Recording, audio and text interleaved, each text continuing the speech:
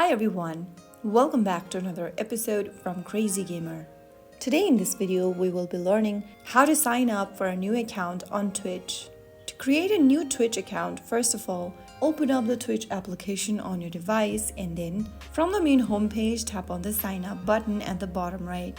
Now enter a username for yourself, that is a display name for your Twitch in the first tab. Write down any username that is suitable to you and then create a password on the next field. After you are done, go ahead and select your birthday month, day and year from the drop-down and then enter your phone number on the next field.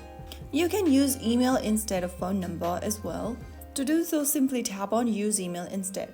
Now enter a phone number or email address you have access to in the text box. And finally, tap on sign up. On the next page, enter your 6-digit verification code sent to you via SMS or your email. And once you do that, you are all set to use Twitch. You'll also need to verify your email, so go ahead and enter the verification code that you received via email in the respective text box. And right after you do that, you will be able to find yourself in the homepage of Twitch.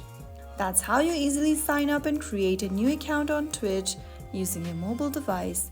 If you found the video helpful, don't forget to like, share and subscribe the channel for more easy tutorials like this.